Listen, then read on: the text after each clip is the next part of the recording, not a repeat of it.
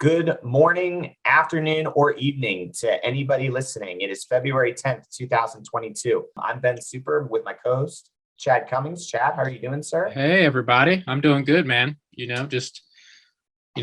Nursing a little baby girl. We're 8 weeks in and, getting prepped for the Super Bowl this weekend. Excited to watch some football, the last game of the season. And then I'm really looking forward to the draft time and then, free agency markets. But, we got to get to the Super Bowl first. I'm bitter as a Ravens fan. The Ravens didn't make the playoffs and are not in the Super Bowl. So I'm kind of like looking past it a little bit, but it's football and it's the best of the year. You got a lot of great storylines and you got a lot of great matchups. So I am looking forward to it. I'm kind of like getting over my little my haterade, and I'm gonna enjoy the football basically. I agree. Yeah, and I think there are some pretty high stakes for Ravens fans, right? If Joe Burrow wins this game, first off, it's a living nightmare come true. It would be kind of like if the Bengals, just like everyone in the AFC North was sitting at the bar and all of a sudden the Bengals just come in and smash someone over the head with the table. You know what I mean? It's like they have exploded onto the scene. Really have impressed a lot of people. It's a flawed team though. And this is going to be our Super Bowl preview show where we basically go into the matchups. And then at the end, Chad, hopefully we can kind of discern who the winner is going to be. I have an idea of who I want the winner to be. Yeah. I think we're all sort of, at least in the Ravens nation, we talked about this last pod with Taylor. I think it would just be the worst case scenario if the Bengals win, right? Yeah, I agree, man. First of all, when it comes to the younger quarterback class in the AFC, you got Josh Allen, Lamar Jackson, you got Joe Burrow now. Patrick Mahomes is older. He's like year or two above them, and he already got his Super Bowl. So I'm talking about the people under Patrick Mahomes right now. And I want it as a Ravens fan and as a Lamar fan. I want Lamar to be that next guy. So when I see Joe Burrow making it to the Super Bowl in his second year, but to see him make it to the Super Bowl before Lamar kind of hurts my heart, I want Lamar to be that guy. I think as Ravens fans, that's what I'm looking forward to the most, is hoping that Matthew Stafford and Sean McVay and them, Cooper Kupp, get it done. So we don't have to worry about all the slander to Lamar. And Josh Allen isn't going to get it as much just because he made it to the playoffs and they had that hell of a game, Kansas City, and Josh Allen, he blew up. But the fact that Lamar ended the season hurt and his team didn't make it to the playoffs, and the fact that they're in our division, I feel like Lamar and the Ravens are going to get just shitted on by the media all off season if Joe Burrow and the Bengals win this game. So I'm hoping to avoid that, I think there may be people out there with Lamar being injured. I think it gives stronger evidence. Look at the record when Lamar was playing this year. Mm-hmm. When he got injured, look at the record after. It kind of speaks for itself. I just think with the Ravens, there's a lot of things going on there. And I think that they're trying to address it. This was a year where the defense was the worst it's ever been. Yeah. It's such an outlier year for the Ravens. And a lot of that was due to injury. A lot of people have been saying that the Ravens might be a team to look at as a rebound team. I think that they should be. Oh, of course. Whenever you have, starters on IR in the teens and, total people that were lost for the season up in the 20s, you have to, our team is good. Our organization is good. And when you get that amount of surplus back into your team, that amount of talent back onto your team the next year, you're going to have a successful bounce back. And obviously, it's an outlier. The injuries were the cause of, in my opinion, I know obviously I'm biased, but the injuries are the only reason why we didn't make the playoffs. But I feel like a lot of outside people don't acknowledge the injury thing. So that's why I think they're just going to shit on the fact that Joe Burrow, if he wins, there's like Joe Burrow is the new king of the North and he's the king of the AFC in general, and Lamar is like an afterthought. I don't know. What do you think? Do you think there? I haven't really talked to much people, but I'm assuming that they're ignoring this whole injury thing. It's kind of hard to treat the 2019 NFL MVP as an afterthought, right? I mean, being 8-3 when we were at that point in the season, when we were riding high and we predicted the crash of the train, and it ended up coming a little fiercer than we thought. Yeah. Lamar has a direct correlation with that. I'm not worried about people talking shit about Lamar. I would like to see, an evolution with him in the beginning of the season. It looked like Lamar was taking more shots down the field. He did look more accurate. There were a lot of signs that pointed in that direction. So it's just a matter of stringing it all together, waiting for him to get back and healthy. We're not making excuses for the Ravens, by the way. Like, you are what your record says you are, right? Mm-hmm. But the record says what it is because we had injuries all over the place. And I don't think Joe Burrow is going to have an easier time going through the AFC North than he would have this year, especially with, not just the Ravens, but it's not like Ben Roethlisberger was the Ben Roethlisberger of old, and Baker Mayfield has been injured since week 2. Joe Burrow, in a lot of ways, has taken advantage of a weak AFC North this year. I mean, his O-line is terrible, Chad. It's awful. Yeah. Mm-hmm. Let's get into the game. Let's get into the X factors and all that other stuff. It would be my worst nightmare if Joe Burrow wins the Super Bowl, but I don't think he's going to have such an easy path in other years as the AFC North gets a little bit better than what it was this year. So that's my thought on that. I guess we'll start with the ESPN breakdown. This is usually a good place. Break it down, Espn. Break it down, Espn. Oh, the line changed. Okay, that's interesting. So the matchup predictor has the LA Rams 66.3% as favorites. Winners. How do you think the Rams are favored? What are the outliers? What are the variables? Home field advantage? I think home field advantage is the big one. I also think that they match up well against the Bengals. And I think people are underestimating the Bengals still. I agree. So I think that's where that comes in. And they might be overestimating the Rams. We'll see. Yeah. The line is moved. Yeah. The line was -4 for LA this morning. It's moved to -3.5, which when it came out as -4, I was like, that's too much. Evan McPherson is your kicker on the other side. Right. You don't think it'll come down to like a game time field goal? All the other games have. I have a feeling this one's not going to be a blowout either. So the over-under set at 48.5. That seems about right, I guess, for a Super Bowl if both teams. 20, the mid, you can go mid-20s, low 20s. That sounds about right. I could see it happening like that, especially with I mean, I think that's a that's a good. Well, I won't ask. Maybe you think it's close now, but maybe I can convince you by the end of this podcast. Maybe you'll sway one way or the other. I want to look at the season stats and I want to look at the records to see if they correlate. The Rams and the Bengals are even at points per game, 27.1. Points allowed per game. These are the regular season stats, by the way, just letting people know for that. The points allowed per game, LA gave up 18.3. The Bengals gave up 19.7. So still pretty stingy, very stingy defenses. Total yards, 386.8 to 385.2. Yards passing, 287.8 for the Rams, 282 for the Bengals.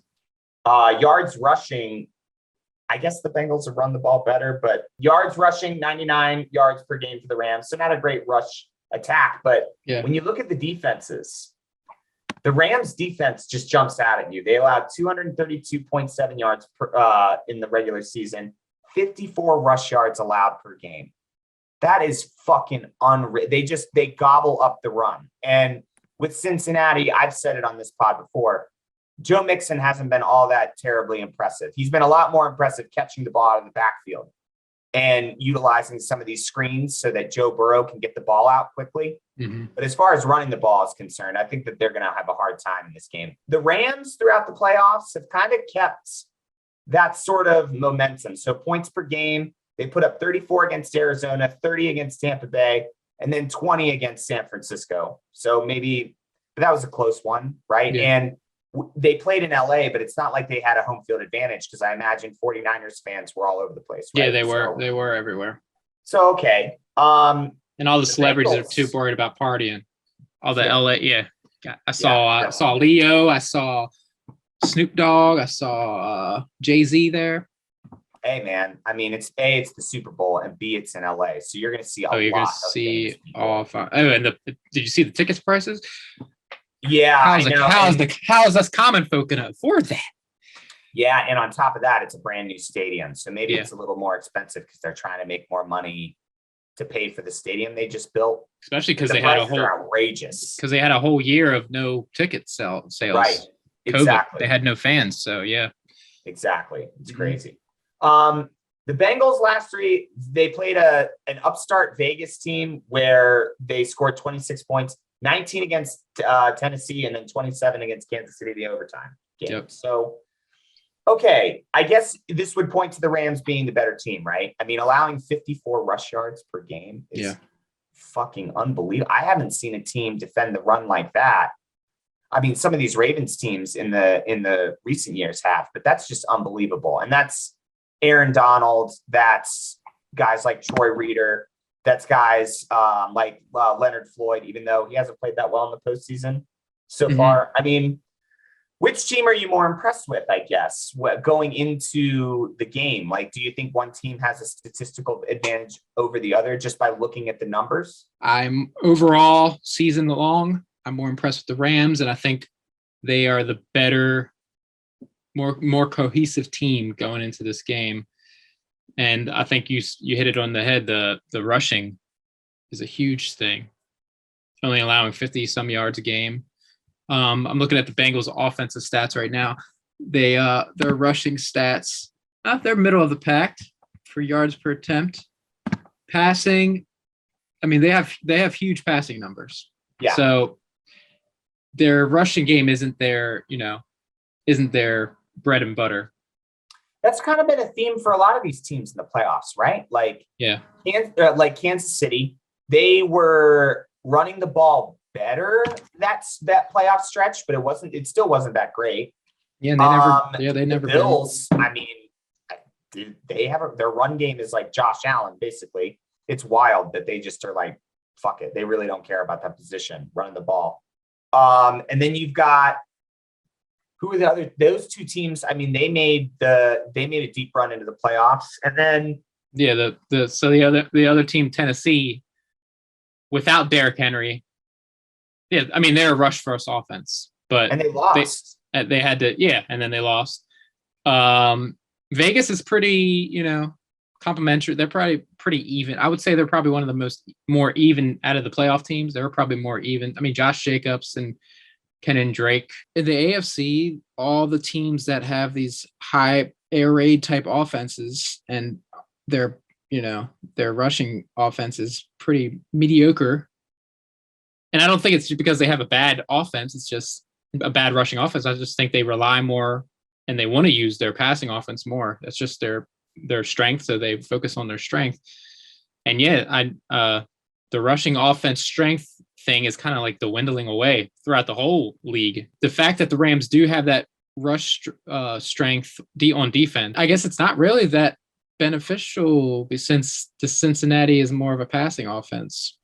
Well, I think what Cincinnati has to utilize in this game are like screens. Yeah, so they got to get the ball out of Joe Burrow's hands quickly because they're going to be, I don't know how you block Aaron Donald, and they're going to be moving him around all over the place. He's the best player collectively out of all of the players that are going to be on the field on Sunday. You get that monster defensive line, Aaron Donald, Leonard Floyd, Von Miller, going against that offensive line that gave up 9 sacks to the Tennessee Titans. Kansas City only got 1 or 2 sacks on him, but that's because Joe Burrow made some miraculous escapes out of the pocket. He looked like Eli on that helmet catch. Eli passed to Tyree. Yeah, absolutely. Like that's what he was looking like. He did it like 2 or 3 times. I was like, this is amazing. We talked about that on Chi-Town and Charm City. It's funny you say that. I said that, we compared the David Tyree catch to the when the 49ers when he dropped the interception. Yeah. Remember for the rest of his life. You know what I mean? Like, and we were getting down into that. And yeah, you're right. It reminded me of when Eli escaped the pocket. Yeah. Mm-hmm. But and he did in this case, the one that I was thinking of, he escaped, and then like a guy went to get his ankles. He dodged that. Jones, I remember that one too. Yeah. So Joe Burrow he made up for it last game, that 9 sack game in Tennessee. Should have been 3 or 4 sacks against Kansas City, but he escaped the pocket like crazy multiple times. So, but he's going to have, I mean, yeah, like you said, Aaron Donald, he's a different beast, man. He's the best. He's been the best overall player in the NFL for the last 6 years. He's a 3-time defensive player of the year, Chad. Yeah. He doesn't have a ring. If there's anyone who's motivated enough, there's been a lot of chatter this week about Matt Stafford's legacy and Jalen Ramsey talking shit up to Jamar Chase and the matchup that's going to be. And it's like Aaron Donald against this Bengals offensive line that we have criticized all year watching them. And even in the last year, it's not like they're going to become a good O-line overnight because the Super Bowl was here. If anything, guys are going to be even more nervous, I'd imagine. Although, like, maybe the Bengals, they're, you know, like we talked about a couple pods ago, maybe the Bengals are a little looser. They didn't expect to be here, so they're playing with house money, but it's still the fucking Super Bowl, right? Yeah. I mean, legacies are going to be made in this game. And Aaron Donald, I think, understands that. And I think he's going to be, I don't know what they're going to do. How do you block him? I have no idea. Triple team. But I mean, double team. But I mean, is the O-line good enough to recover from that? You can triple team them all you want, but if your O-line is weak across the board, it just means Leonard Floyd is going to get at you. Yep. You might see Jalen Ramsey come on a blitz, although I don't think they should do that. They got a lot of weapons out there. I just don't.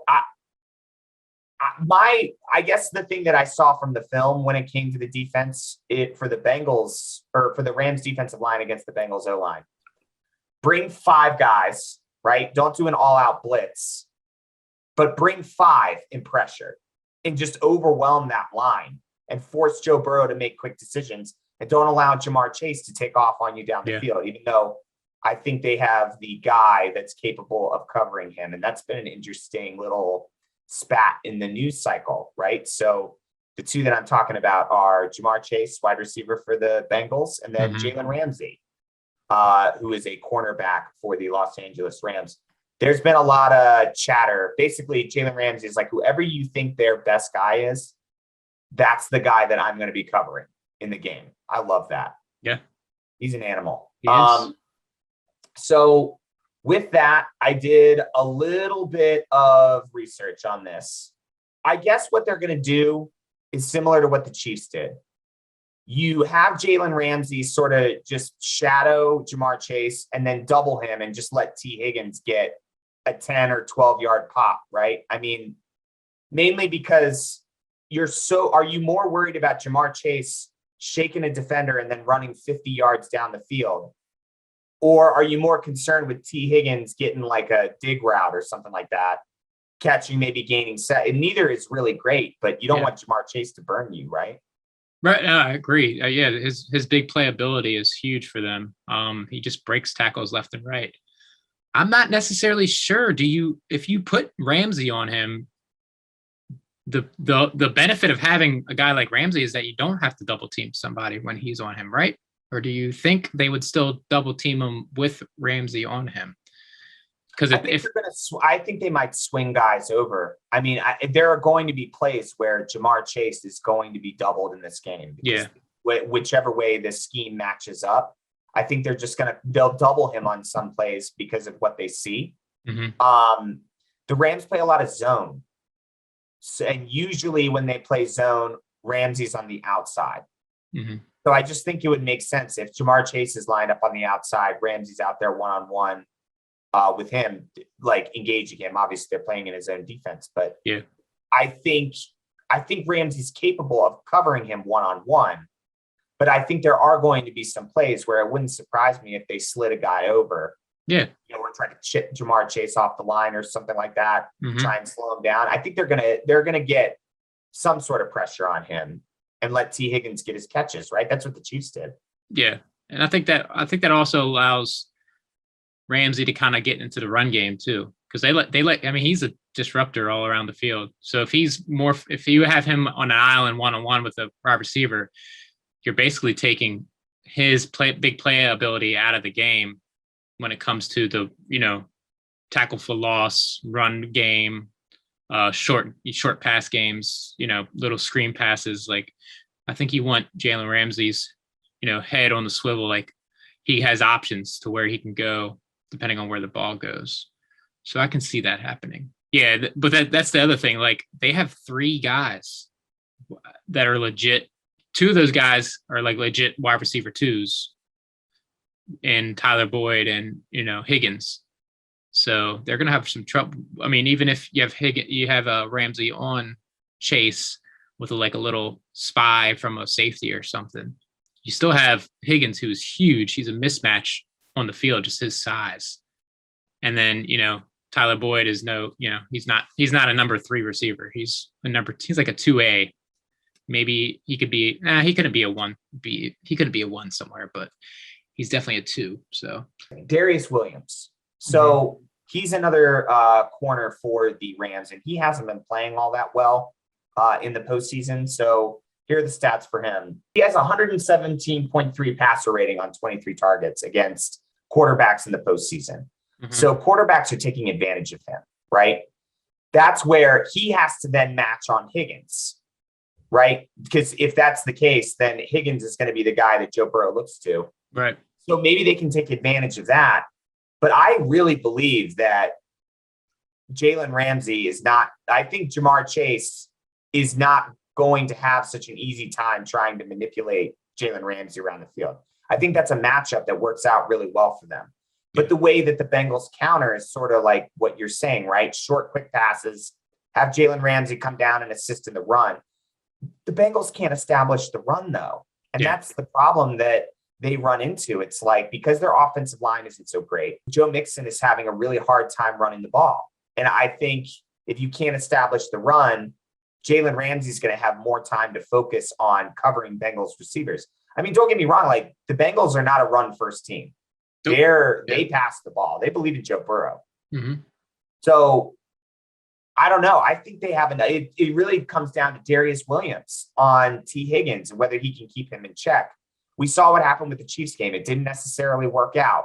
It's not like that strategy was a bad one. I didn't think. I think that's what you have to do with this team. Yeah. I wonder if this is even going to matter because of the pass rush that's going to get into Burrow, man. Yeah. I mean, yeah, I know. And that's the sticking point for me. Like, if I had to determine who wins this game, I just don't think that that offensive line has an answer for what the kind of pressure that the Rams are going to bring. But Joe Burrow, I mean, we saw it with the Chiefs game. He still won when he was sacked 9 times against, it doesn't seem to faze him too much, but these are just different animals and they're all vying for their first Super Bowl ring. So they're gonna, I feel like the variable here is if the Bengals D really steps up. Let's talk about that real quick, because that's a great pivot to the next conversation. Cooper Kupp should win NFL MVP this year. Am I crazy for saying that? You're not. Obviously, it's going to go to a quarterback, but I mean, he led in receiving yards, receptions, and touchdowns. And then with a quarterback that is his first year with this quarterback, which is amazing to me. Obviously, Matthew Stafford has a lot to do with it. That's a perfect match, man. Cooper Kupp. Matt Stafford brings a lot of anticipation too. When they always seem to be on the right page all the time. Yeah, he knows where he's going to be. He knows what he's thinking. He has those option routes that you were speaking of before we started the pod. So, we'll get into those because I really like Cooper Kupp as a player, and I really like how they use him in this offense. He's had one of the best wide receiver postseasons I've seen in a long time. Right? He had the game-winning catch against the Bucs to put them in field goal range to win that game. He had the catch to set up the field goal against the 49ers, which put them ahead 2017, and then Jimmy G turned the ball over. Yep. These are huge plays. These are massive in terms of your legacy. These are legacy plays. These are plays that are going to be remembered about you when you're ready to get inducted into the Hall of Fame, right? Like, and these are this postseason, Cooper Kupp has 386 yards and 4 touchdowns in 3 games. It's crazy. He's averaging. So that's what that's over 120 yards a game. Yep. And over a touchdown a game. Yep. There hasn't been many games this year that he doesn't score. It's almost a guarantee that he's going to get in the end zone. And it's all about their scheme, right? So what they do with Cooper Kupp, they basically, if he's out one-on-one with somebody, it's basically they just let him choose which way he's going to go. Very similar to what Travis Kelce does for the Chiefs. Whatever way the defense is playing him, he's smart enough to understand where he needs to go and when he has leverage. Yeah. And he can do that on man. And then they bunch him up with two receivers in front. And now a defender has to try and figure out, okay, like, where is he going? And now he's got people in the way. Yep. And he gets open that way. Mm-hmm. He's amazing vertically down the field. If you want to talk about like a 90 plus Madden rating player, this guy can really do everything. And Sean McVay really brings it out in the offense. He's unbelievable, dude. Mm-hmm. I agree. Yeah. And then with the combination with him and, Odell Beckham, Van Jefferson, you want to focus on Cooper Kupp. If you put all your attention on him, look, you got Odell Beckham, Van Jefferson, Tyler Higbee. I know he's hurt, but I don't know if he's playing or not, but they have a perfect mesh of like talent. And then it all stems from the guy throwing the ball. Because when you have somebody like that, and with the weapons that he has, it's going to be tough to focus one way or the other. That's why people are like, why can't they stop Cooper Kupp? A, he's that good. B, the quarterback. Yeah. C, the coach, the scheme, the quarterback. It all just perfectly works out. But you were saying earlier, Bengals defense, their points per game is pretty good. I mean, they've held some teams pretty, to low scoring games. So they have a their defense is loaded with veterans, mm-hmm. right? So they're going to be pretty stout across the board. The answer for Cooper Kupp is Mike Hilton. Teams targeting Mike Hilton in the postseason. 9 for 15, 95 yards, and a pick. So he's been pretty stingy in the postseason. That's the guy that I think you have to have cover Cooper Kupp. It's a terrible matchup. Anybody against Cooper Kupp is a terrible matchup. But if they're going to have a guy go up against him, that's the name, I guess, that's going to be called to go over and cover. It just doesn't bode well. And you're right. When Cooper Kupp, when they even slant in his direction, it's fine because they can throw it to Van Jefferson and OBJ. Another matchup, OBJ against Eli Apple, which apparently I didn't know until last podcast. I love that you guys mine Twitter for stuff. Yeah. You guys told me that there's some Twitter beef with Eli Apple and OBJ. Is that just in general. Eli Apple? He was talking a lot of trash and people weren't liking it. I mean, he's been on 4 or 5 teams after being a first round pick. So his career hasn't gone the way people expected it for him to be a first round pick. If you have a successful career as a first round pick, you're staying with the team for a long time. He hasn't walked the walk to be able to talk the talk. So a lot of people are calling him out on the Twitter space. And it's just funny because he's just getting dogged, but his team just keeps on winning. So I guess he's just going to keep on talking. I haven't seen anything since they beat Kansas City, but that was 2 weeks ago. So they were teammates in New York together, right? OBJ and Eli Apple? Oh, I guess they were. Yeah. That's interesting. That is interesting. Storylines. Side story. Yeah. Playing against each other now. Huh. Mm-hmm. What does it say about the Giants? Not much. Eli Apple did bounce around all over the place. Yeah. Oh, yeah. Well, yeah. Well, it says that they picked him in that first round. Talking about the Giants, did you see who got hired by the Giants? Wink. Oh, yeah. That's right. Wink's going to be the DC. Yeah. So, Giants, you're going to blitz. You're going to blitz all the fucking time. Yeah. And that's the first good thing they've done in a long time. Yeah. If he's out there, you might as well grab him. Okay. So for Eli Apple, real quick, 5 pass interference calls this year. Yeah. He's going to have 2. He's going to have 2 this game. He's going to get dusted by OBJ, man. Yeah, it's not going to be good. So the matchups for LA, it's not and this is crazy because they don't have Robert Woods. Robert Woods has been injured with an ACL tear. It's part of the reason why the Rams' run game is also not so great.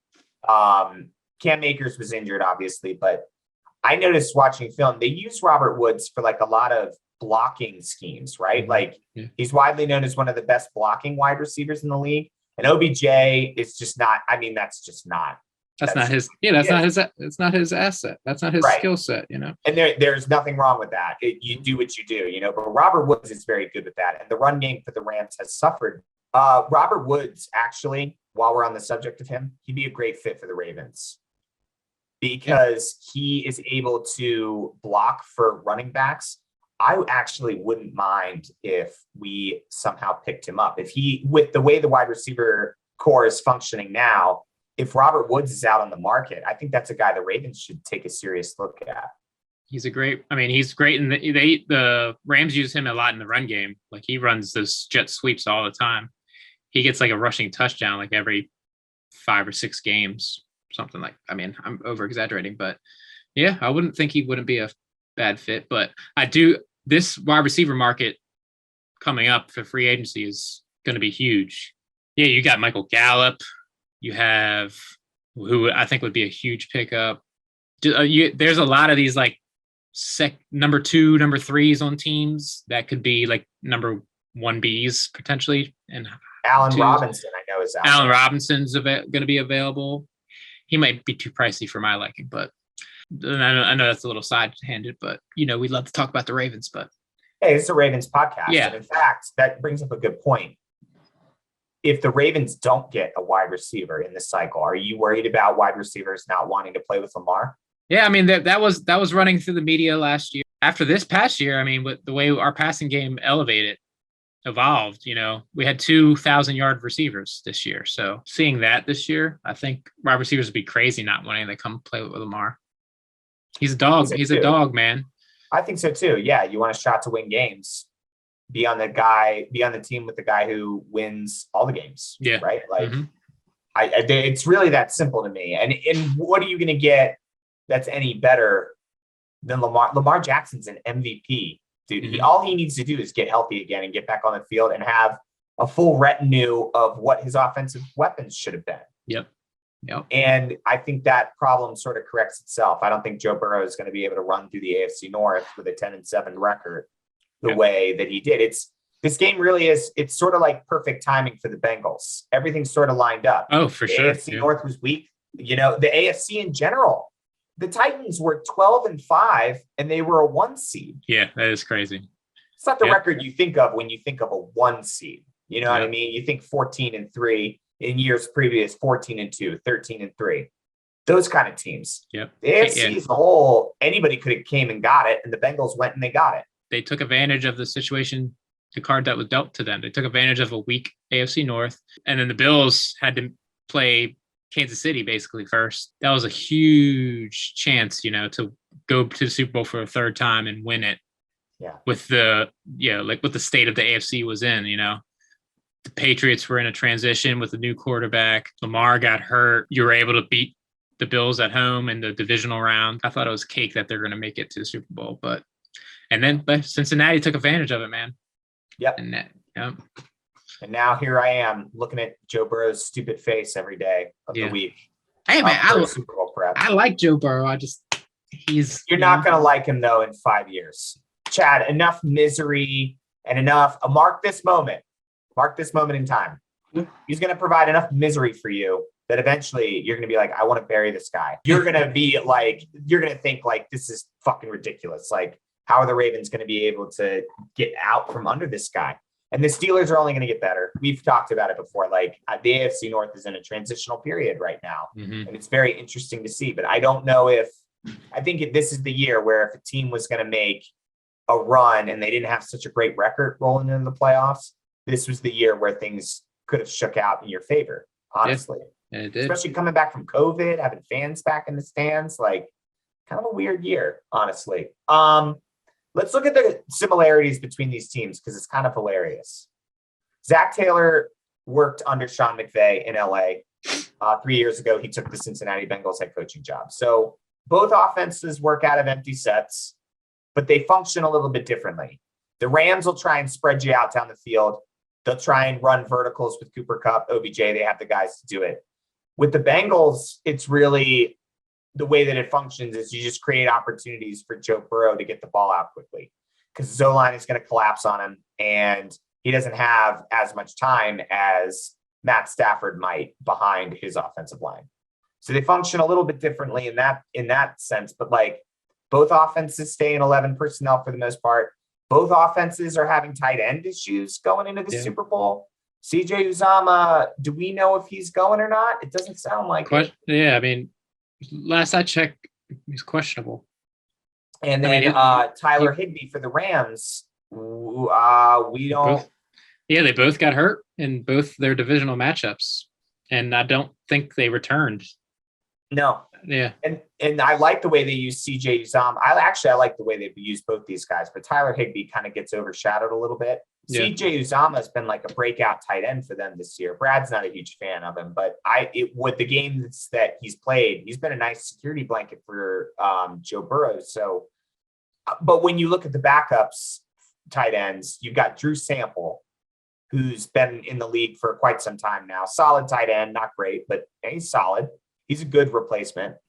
And then the guy for the Rams is Kendall Blanton. 5 catches, 57 yards, 11.4 yards per catch. And he had a 20-yard catch at one point. He caught all the balls that were headed to him. So I don't know. I mean, both teams are having tight end issues. I'll just say that.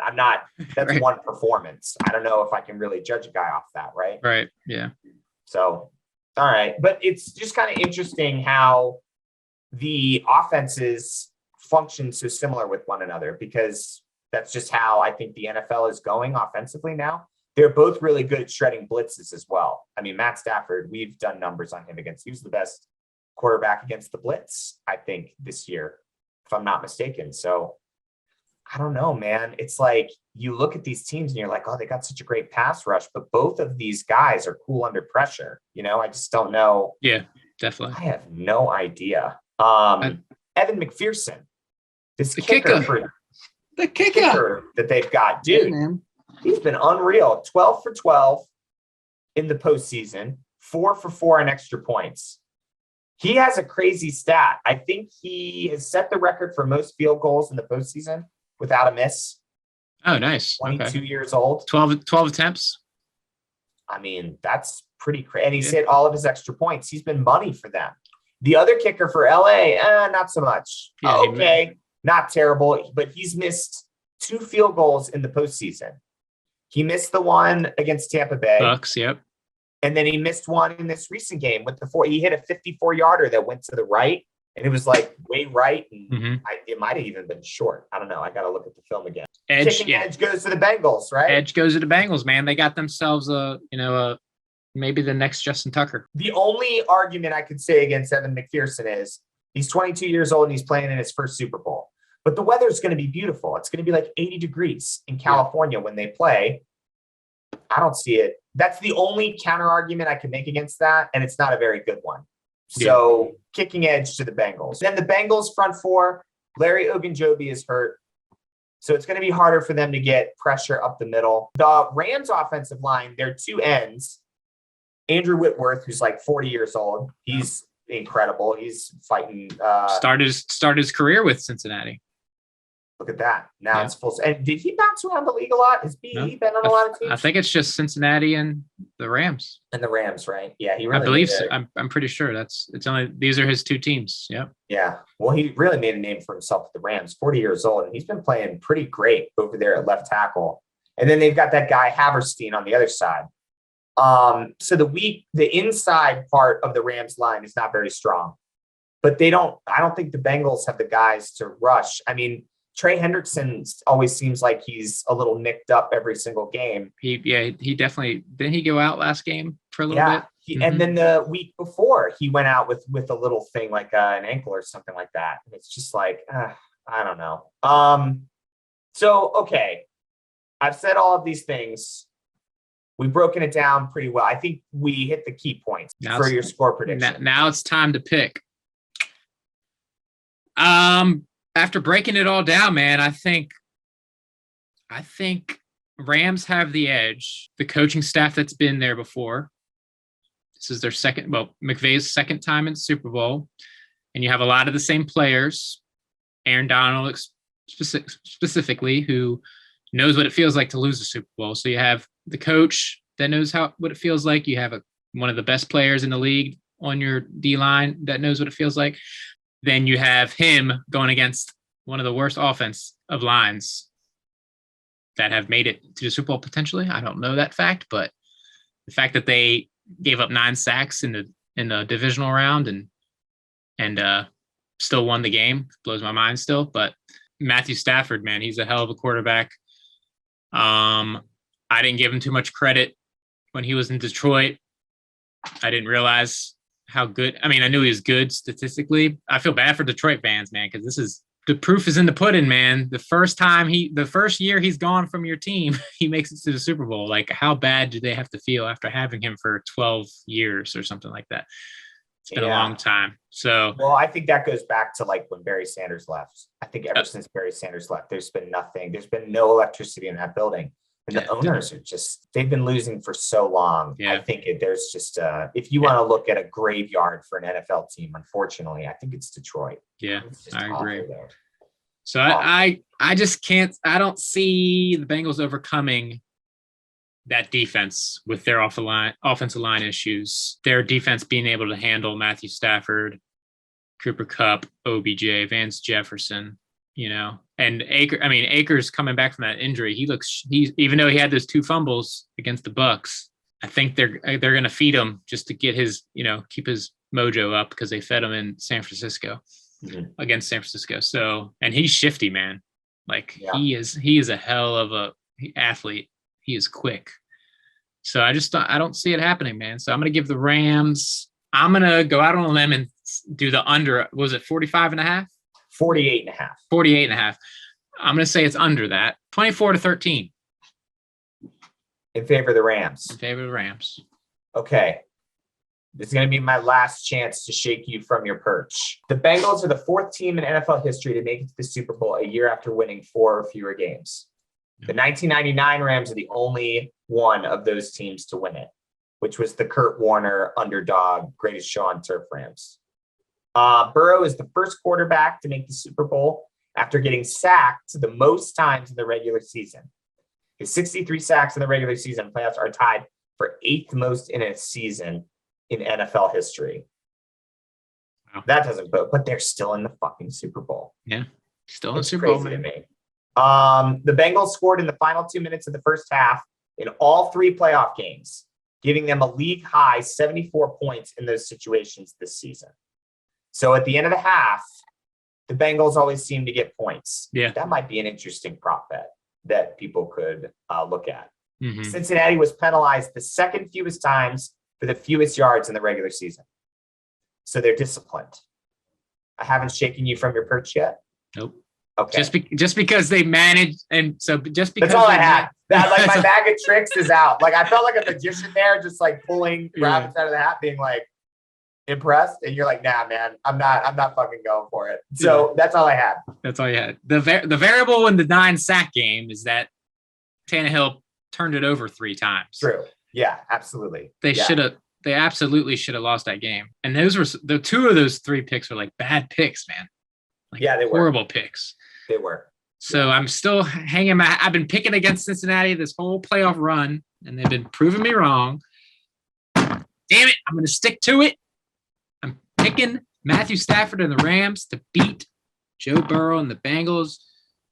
They took advantage of a weak AFC. They beat Vegas barely, and then they got lucky, in my opinion, against Tennessee with those 3 interceptions. And they made it this far. That's awesome, but it's not their time to shine, in my opinion. It's the Rams' time to shine. Matthew Stafford is going to get his Super Bowl. Aaron Donald's going to get his Super Bowl. Cooper Kupp's going to get his Super Bowl. Sean McVay is going to get his Super Bowl. The Rams story is way better. I would much rather see Matt Stafford 3 years after his wife had brain surgery to remove a malignant tumor. I talked about this on Chi-Town and Charm City, but I loved looking up at the booth where the Stafford family was. Yeah, his wife. Watching them like freak out when they knew that he was going to go to the Super Bowl. Yeah. There were some guys, though, up in that crowd that I noticed, they kind of were just like, finally. We've been saying this guy has been good for, he was drafted number 1 overall in 12 years. That's a good stat too, actually. This is the first meeting. Burrow and Matt Stafford will be the 10th and 11th quarterbacks to start a Super Bowl after being drafted first overall. 2015. That's the last time that it happened. And now you've got Burrow, Stafford. Two totally different eras too. One in 2008, the other in 2020. Like, that is such a long period of time for these two to finally like be meeting where they are. But yeah, it's been since Peyton Manning and Cam Newton. So that's kind of interesting. Here's what I got. Here's what I got for my pick. I think I'm hammering the over. I think both of these teams are really good at throwing the ball. Both of these teams are really good at being dramatic at winning football games. So the line -3.5, when it was -4 this morning, I was like, that's way too high. It should be down to like -3. And it's come down to -3.5. So I think I'm on the right trend with that. I got the Rams beating the Bengals 27-24.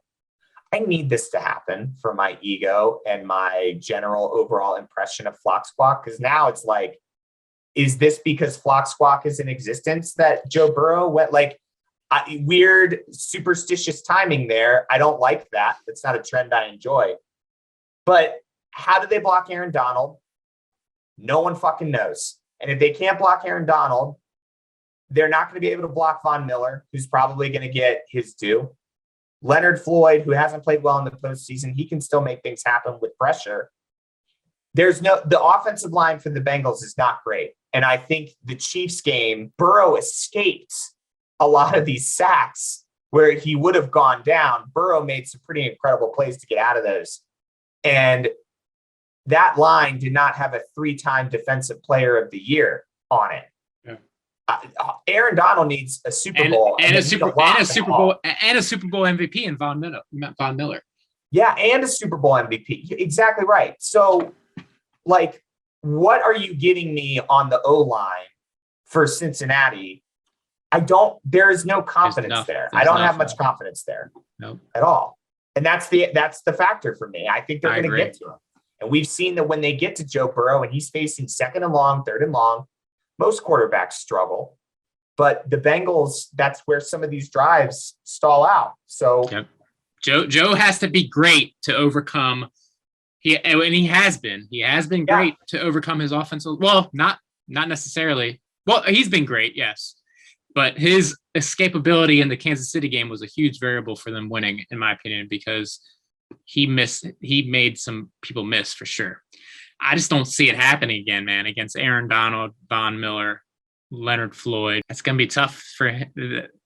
I feel like that has to happen for them to have a chance, and I just don't think it's going to happen. But how many people are going to bet money betting on them? This seems like one of those sports stories, you know what I mean? That we're going to be talking about in a fucking documentary after Joe Burrow's won 3 rings. Like, oh, this is where it all started. But listen, the AFC this year was uncharacteristically up for grabs. I don't know what the O-line is going to be. I think the Kansas City game was an outlier in that. And I don't have much confidence in Joe Burrow getting away from a guy like Aaron Donald or a guy like Von Miller. It's just, they're bringing the heat on the defensive side. And I think that's what determines the game ultimately. We're on the same page, my friend. Yeah. All right. So I got a little higher score though. Yeah. I imagine last week's game, but the Bengals not turning it on in the second half like they did against Kansas City. So slow start and just a slow middle and end. But these offenses are kind of designed to throw the ball down the field, though. You know, I mean, I don't know. It's just, I feel like if I was a betting man, I would bet the over. But that line is it's still too high at -3.5. All these games have come down to like game-winning field goal kicks. True. Why would this game be any different? Almost every playoff game has, yeah. Yeah. So I don't know. All right. Hey, Chad, this was awesome. This is a good Super Bowl preview podcast here on Flock Squawk. Thank you so much for the new subscribers who have subscribed. We're really looking forward to the Super Bowl on Sunday. It's the end of the season, a champion's announced, and then we get to roll into some really great stuff. Yep. Trade deadline. The draft is coming up. We're going to have all the news headlines that free agency frenzy. I love free agency frenzy. Potential, not head coaching. Head coaching is kind of like wrapped itself up for the most part. Yeah. Oh yeah, everybody's hired.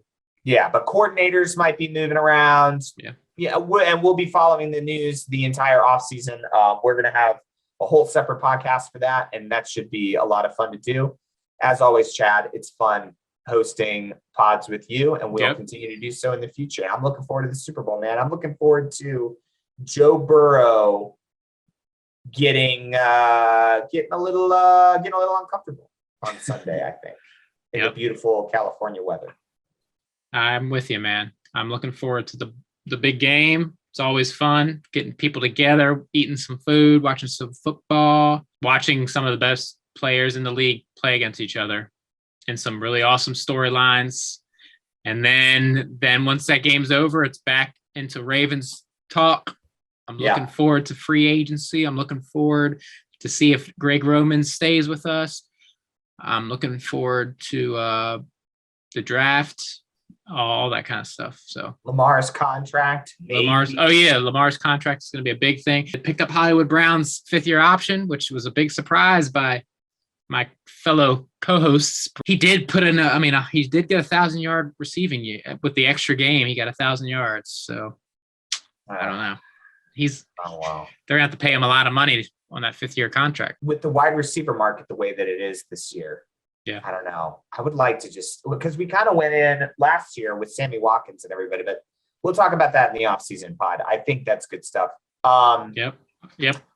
Yeah, it's exciting. It's an exciting time for Squawk. I'm always looking for people to have new podcasts. We'll get Taylor back. He was a huge hit. We'll see you all after the Super Bowl. We'll do a Super Bowl breakdown pod, obviously, to break down the game and ramifications going forward. But yeah, after that, it's going to be all Ravens talk. You won't hear us talk so much about other teams and one team that, frankly, neither one of us like too much. And we don't like talking about it. So that's always something to look forward to. As always, thank you so much for your support. Thank you so much for subscribing and supporting our channel. Chad, tell your family I said hello, and I hope you have a great rest of your week. Thank you, and sir. As always, caw to the people. Caw, brother. Talk to you soon. Peace. Later, brother.